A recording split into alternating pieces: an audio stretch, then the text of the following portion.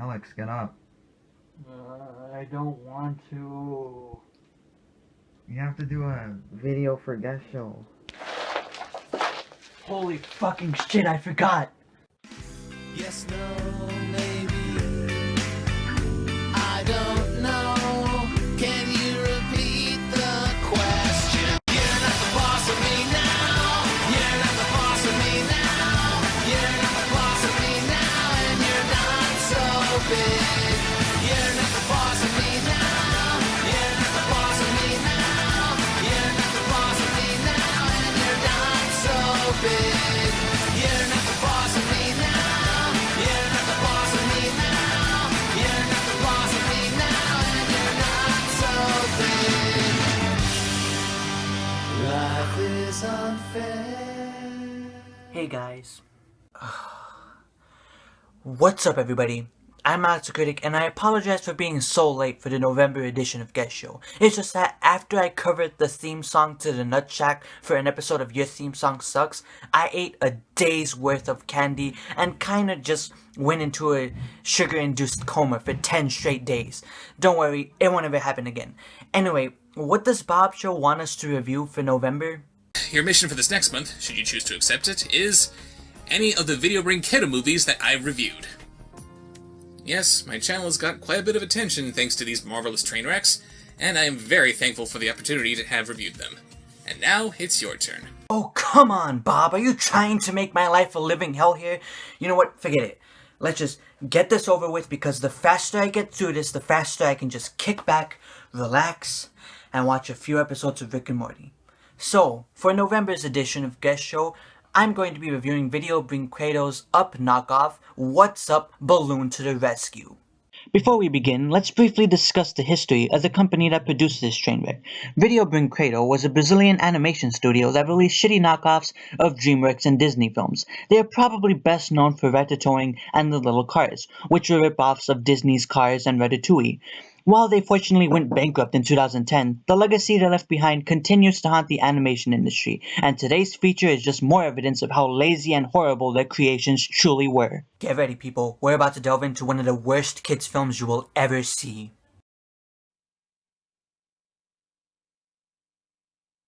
We open up on a gossip show covering the exploits of Professor Crumb and Zooks, scientists who spend their time inventing various technological instruments and chasing monsters. It's here where we're then introduced to Crumb's niece, Amanda, and her brother, Guto.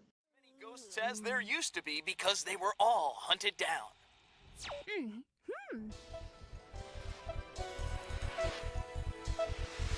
Do you know what this is, Guto? It's from Uncle's transmission antenna. These are live images of the surface of Venus. Don't you think it's a thrill to behold? What junk? Why, look at that stupid stuff. Venus is a bore. Venus is a planet whose surface is flowing with molten lava and whose dense atmosphere traps heat, making it one of the most uninhabitable wastelands in our solar system. The pressure of the planet alone would crush human beings instantly. What the fuck kind of kid is this? If I was watching footage of Venus being filmed by a fucking Land Rover, I would be glued to the fucking screen. What an awesome sight it is. Amanda, Okay, I know I just heard the Simpsons theme. What an awesome sight it is. Amanda, Please tell me somebody else heard that. We cut to a news reporter asking Professor Crumb and Zooks about their latest invention, a hyperlight jet that will be able to carry even the heaviest of objects into the air. The reporter asks how the hell they're powering such a technology, to which Crumb replies, You see, it's simply a rock of super energy that we created. Dr. Crumb, I don't think it's a good idea to mention this on TV. Yes, right, that's true. We shouldn't reveal all of the powers of this super energized rock. I don't even want to imagine what awful things would happen if it got into the wrong hands. Oh, we certainly wouldn't want that. But can we ask, for example, about the powers this super-energized rock has? Well, one of its most nefarious features is it can, for example, hypnotize the entire world. why would you design a super energized cube with that kind of ability? Why would you admit all of this on live television. Are you sure that these are our heroes? Because right now, they're beginning to sound more like stupid villains. Dr. Zooks, nobody knows that you have to activate it with a secret password. Lavender? No one says lavender anymore. Can we change the subject, please? You're a moron and I hate you. But we still haven't taken it higher than half a meter.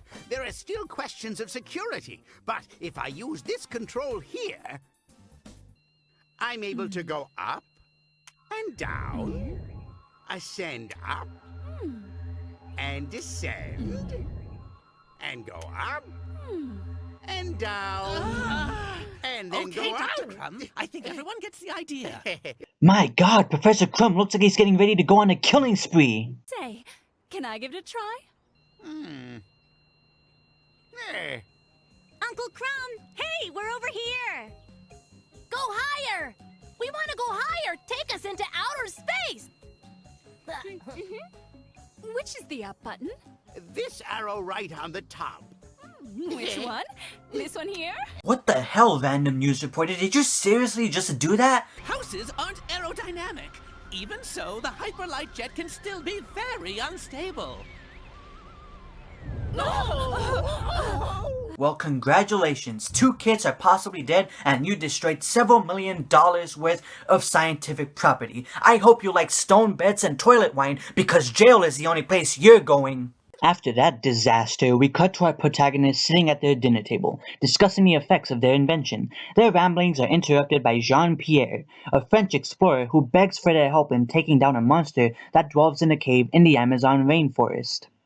Monsieur, but we only like to chase monsters away from here. We do all our best work locally. No hard feelings, okay? You know, we have our scientific responsibilities, and we can't go far from our lab. What scientific responsibility? I think the moral responsibility of stopping monsters from destroying human civilization as we know it kind of trumps whatever scientific responsibility you're blabbering on about. Impossible! I don't like traveling, and I'm afraid of heights. Besides, the Amazon is no small potato. Potato? I mean, it's not easy. It's very dangerous. But I know the entire region. We can get to the cave in a snap. It's best if you don't insist. Yes, let's leave a dangerous monster out in the Amazon rainforest just because our associate doesn't like to travel and gets airsick. This ought to work out well. But we have to free the Amazon of this terrible cave-dwelling monster. And you, mon petit? What is your name? Amanda? Enchanté. It is my pleasure, Amanda. What's going on? We're in the clouds. I can't believe it. We can visit Paris if we want to. Guto! Unbelievable! Guto, put this laboratory down right now! No can do, Uncle Crumb. We're already over the ocean. Sorry. I really hope that there is a monster in that cave that will tear that kid to shreds. As it turns out, Jean-Pierre is a villain who is looking to lure the monster chasers into a cave in the Amazon and trap them there so that he can use the super energy cube to hypnotize everybody and take over the world. So let me get this straight. Your master plan was to try to convince 2 world-famous scientists to travel to the Amazon rainforest despite the fact that they haven't even tested their ability to fly a fucking house properly yet? You're a dumbass.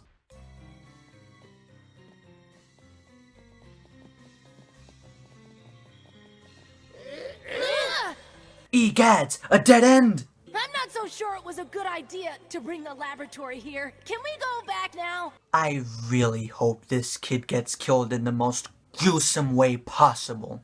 I don't think we should have left Jean-Pierre outside alone. You left the French guy out there alone with your super energy cube and your laboratory? You just met the guy 10 fucking minutes ago. How do you know if he's that trustworthy? Screw it, you guys deserve to get trapped in that cave for being so stupid. Our heroes venture further into the cave, only to realize that the monster that Jean-Pierre was talking about was really just a tape recorder taped onto a lamp. Before they can head out of the cave, though, Jean-Pierre uses dynamite to close off the entrance to the cave, trapping them inside. Finally, it's my turn. My turn to put the whole world to sleep. Les vendeurs! Maybe it's my accent, perhaps? Why would it be your accent? Is the Super Energy Cube tuned exclusively to native English speakers? If you are able to pronounce the word lavender and be understood, then it shouldn't matter if you have an accent. The cube should be working by now, damn it! Lavender! Lavender! Lavender! Lavender! Lavender!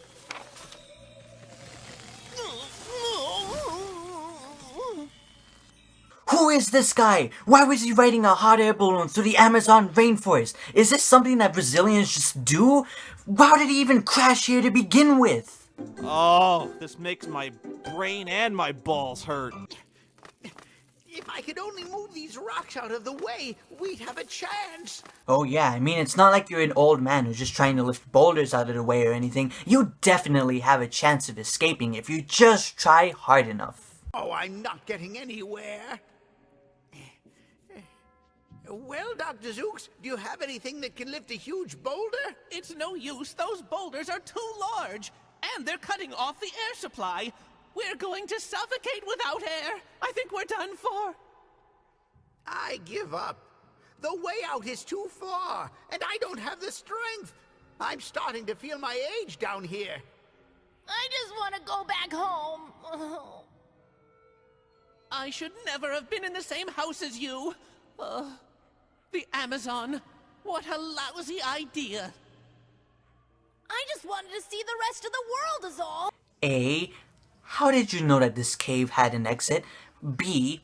If this cave does have an exit, then no, you will not run out of air and you won't die for quite a while. C. I hate this kid, I hate this kid, I fucking hate this kid, and I hope the rest of these characters kill him and then eat him. Why don't the two of you just knock it off? I'm quite sure Jean-Pierre is already trying to rescue us. Jean-Pierre, great. That French croissant is probably at a luxury hotel taking a bath after this little Amazon adventure, and goodness knows he needs one. Wow, you're a racist. Don't you just love it when your protagonists are so likable?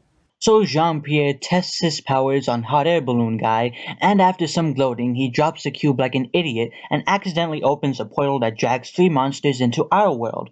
Hiding behind a rock, Jean-Pierre witnesses 2 of the monsters peeking at the postcards on the floor and immediately fly off to the landmarks depicted in them, the Eiffel Tower and the Great Wall of China. Anyone else find it weird that these monsters just so happen to know where the locations of both of these world landmarks are, despite this most likely being the first time that they've ever traveled to Earth? No? It's just me? Okay.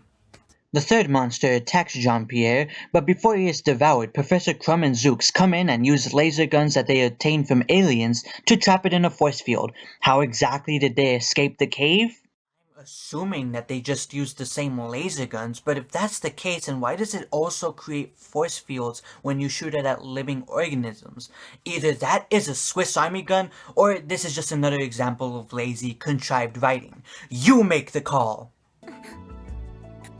Jean-Pierre, are you okay? What happened? Amanda, mon chéri, I'm fine. I grabbed the energized rock of the laboratory to save the cave when it fell and exploded. Oh, you saved me! My hero! Well, at least Jean-Pierre is a better liar than Dusk.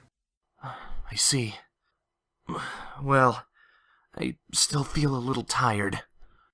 Since I'm obviously cured, you should go back to your occupations. I'll be fine. Really? I should help repair the damage I've done. And the princess will have to be informed. Perfect! I mean, good luck. With the rock now de-energized due to Jean-Pierre dropping it on the ground and opening a dimensional portal, Professor Crumb gets the idea to tie Hot Air Balloon Guy's balloon to his house and fly it into the air to chase after the other 2 monsters. But what about Hot Air Balloon Guy? What happens to him? He never appears again in the film. He is just gone forever. Good job, guys. You just left a man for dead in the Amazon rainforest. As our heroes fly through the air, Amanda falls in love with Pierre, while Guesheaux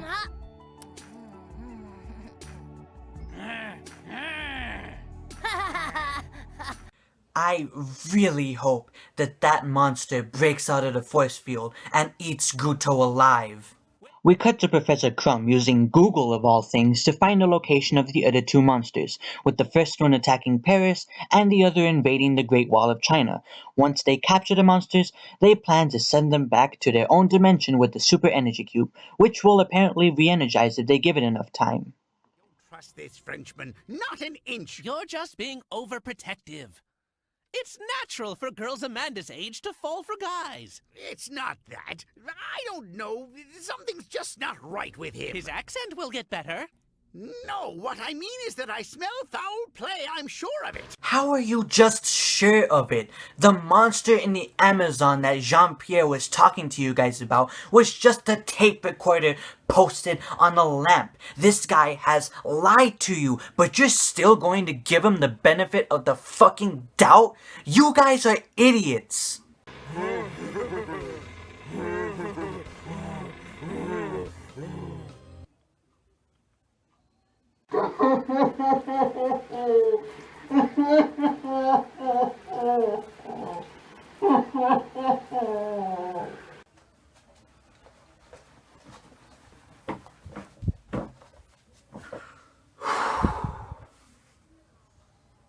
So anyway, our protagonists land in front of the Eiffel Tower and use their laser guns to capture the second monster.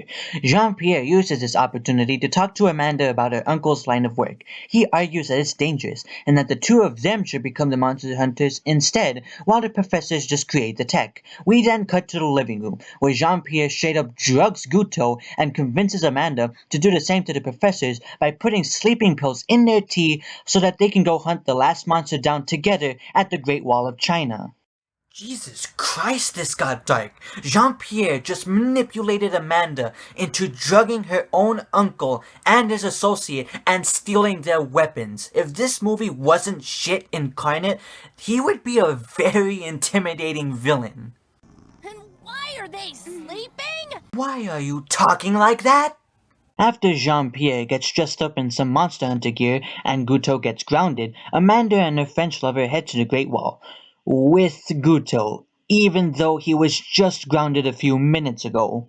God, this movie can't even follow its own continuity. Seriously, Guto should be grounded right now, unless his sister just decided to say fuck it and let him come along with them anyway. Anyway, we cut to the monster destroying the Great Wall and playing hopscotch on it.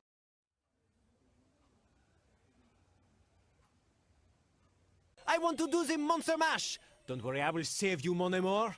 Let's get this monster, and then I will hypnotize the whole world. You're a fucking idiot. With Jean-Pierre dropping and breaking his laser gun, the monster looks like it's getting ready to eat them, until a Chinese tourist blinds the monster for a few seconds by using the flash from his camera. Not kidding, this is actually what happens. After introducing themselves to this tourist, whose name is, of course, Ching Ling, they all get saved from the monster by the professors who send them balloons to escape on. When in this movie were they ever shown to have an anvil just lying around in their house? Where the hell did these spare balloons come from? Why the fuck did they have to kill Hot Air Balloon Guy and steal his balloon instead of just using these balloons and tying it to their house to get out of the rainforest? This movie doesn't make any sense! The professors use Guto, who is dressed as a cookie, to lure the monster under a metal cage. After shrinking the monster down, they drop the cage, trapping the monster into it. We cut to the house flying through midair as Jean-Pierre convinces Amanda to lie about what they did to the professors. Uncle Crumb! The Chinese guy is in with my monsters! How did he get in there, Guto? When we arrive, we'll get you out of there, my friend. Don't worry. Sure. Unfortunately, there's nothing we can do now. Before we send the monsters through the portal, we'll quickly turn off the force field and pull them out of there. That's our best bet right now. I don't want that Chinese guy in there with my monsters. He didn't even say anything when I showed him the cookie. Did you try showing him a fortune cookie? That could work.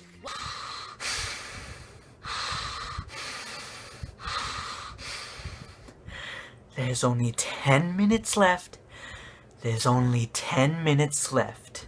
Professor Crumb heads back inside to talk to Amanda, who confesses that she and Jean-Pierre used sleeping pills to drug them so that the two of them could hunt the last monster down themselves. As much as I hate this movie, you have to admit that Professor Crumb's reaction here is priceless. That's the face you make when Tom Brady throws an interception, not when your niece tells you that she drugged you and stole your technology. Where's the Frenchman? We can't let him close to the super-energized rock. He's a dangerous criminal. It takes you this long and this many disturbances to realize that the French guy might just be a threat to everyone aboard the house? My God, you guys are idiots! Of course, Jean-Pierre grabs Super Energy Cube, which is now recharged, and uses it to control and hypnotize everybody except for Guto, who was wearing sunglasses when all of this went down. Here we go. There's nothing like a little practice. You'll do everything your master says. Yes, we will, Master. We definitely will, Master. Yep, you were definitely trying to maintain a facade. Jean-Pierre commands our heroes to land the house on the nearest city with an airport, and does literally the stupidest thing anybody has ever done in this movie. He goes outside and gloats about how much power he has while holding the cube up in the air. How stupid is this guy? He literally controls everybody on board, at least to his knowledge. So why would he have to go outside to gloat about how evil he is? Furthermore, what is even his motivation for doing any of this? Why does he want to control the world? Was he a political prisoner in Russia for over 30 years? Did he have an abusive father who always pushed him way too far, way too many times? What is this guy's backstory? I'll tell you what his backstory is. He doesn't have one. These writers just heard a stereotypical French accent and decided to make an entire character based around that. You writers are fucking hacks. Fuck it, this movie is giving me a headache. Let's just try to summarize the last few minutes of it so that I don't have to sit here anymore and suffer through this crap. Guto knocks the cube from Jean-Pierre's hands by using a spitball, forcing him to land the house while Guto floats to the ground using some balloons. With another portal open and the monsters released by Jean-Pierre, Guto leads the monsters on in the greatest chase scene ever!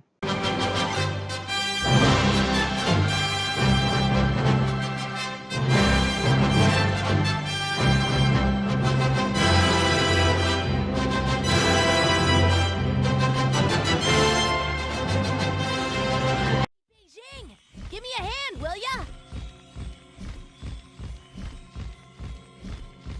Cheese.